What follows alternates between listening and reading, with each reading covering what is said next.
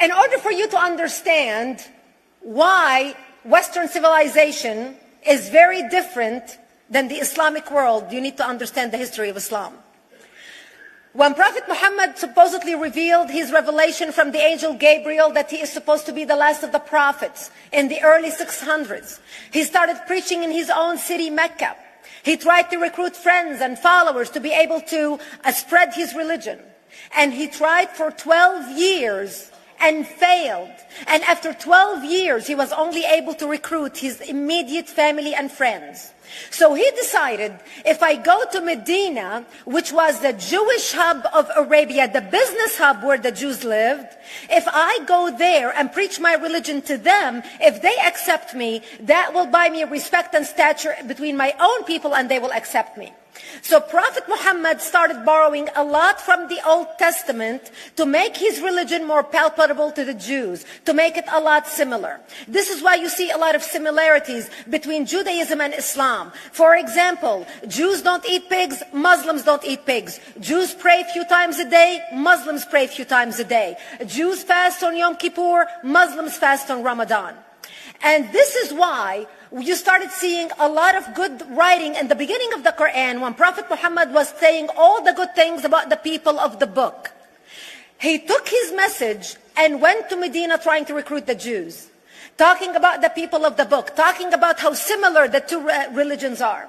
When they refused to accept him and follow him as the last of the prophet, that's when he turned against them and started killing them and started expelling them. That's when Islam went from a spiritual movement for the first 12 years of Islam into a political movement cloaked in religion after the year of the Hijrah, after Muhammad went to Medina and the Jews did not accept him.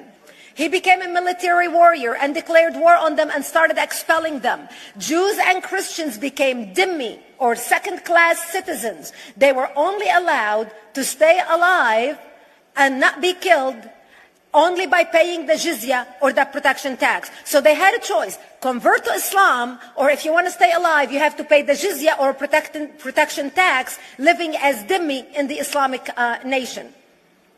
Christians and Jews could not ring church bells. Jews could not blow the shofar. Christians could not ring church bells. They could not pray publicly. Christians and Jews could not gather together and build new churches or new temples. And the way they paid the jizya or the protection tax was in a monthly ceremony where they would get together downtown and the Jew would kneel on his knee and hand his goods to the mullah, who would take the goods as the price for buying the protection. And in many areas, Jews and Christians were given necklaces to wear as a receipt that they paid their jizya or their protection tax. Jews considered najis under Islam. Najis is bodily fluid. Najis is garbage. Najis is dogs. Najis is dirty.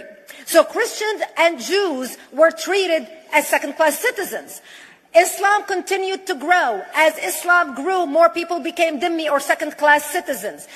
Jews and Christians were given identifiable clothing. The yellow star, which was given to the Jews that most people think is a German invention. It was actually an Islamic invention in the 9th century in Iraq by the second Khalif al-Mutawakkil of Iraq, who invented the yellow star for the Jews to be identified as they walked down the street. Because Jews were considered najis, if a Muslim man or a Jew walked on the same side of the street, the Jew had to cross the other side so the Muslim man can walk, so he's not dirtied by the filth of the Jew. Christians were given the zunnar, the belt, which most of you men are wearing right now. That was an Islamic invention for the Christians. Islam continued to grow. They went all the way to Jerusalem. They conquered Jerusalem. Christians couldn't ring their church bells in Jerusalem. The Pope in Rome in 1090 told the Christians, how could you sit idly by and allow your brethren to suffer like this in the Holy Land? You need to go liberate the Christians. You need to go help the Christians. That's why the Crusaders were launched.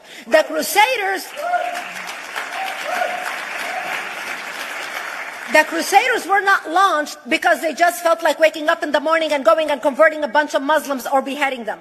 The Crusaders were launched to liberate Jerusalem.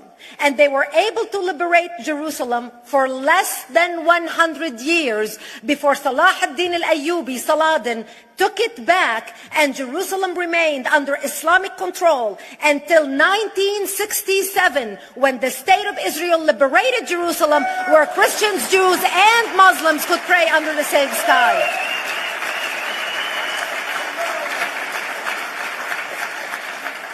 The Crusaders continued fighting Islam, and for 300 years they tried and failed. And by the 1300s, the Crusaders disappeared because they could not win against Islam.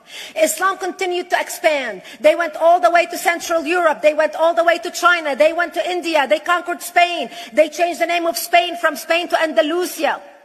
And they started, as they advanced, as they conquered more nations, more people paid the jizya, or the protection tax. And this is how the Islamic Empire grew. It went all the way until they was stopped at the gates of Vienna on 9/11. 9/11 is not a date that Osama bin Laden just picked out of a hat. 9/11 is a symbolic date in the Islamic calendar.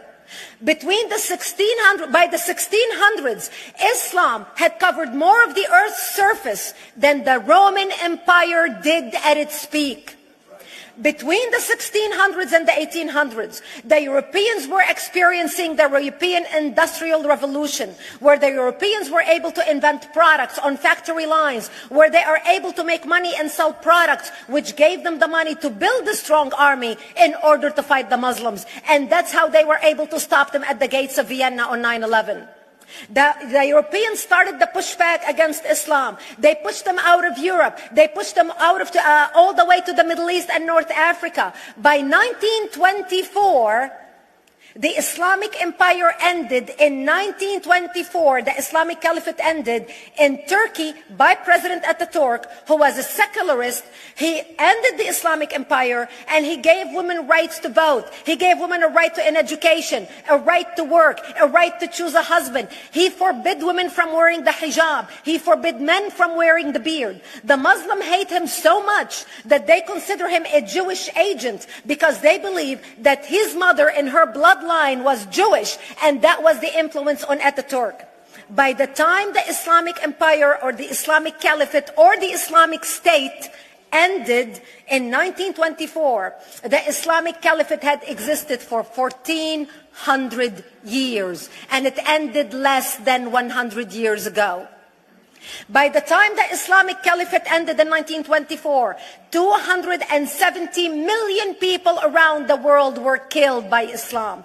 270 million. And we didn't have weapons of mass destruction, and there was nuclear weapons. All of these people were killed, butchered by the sword.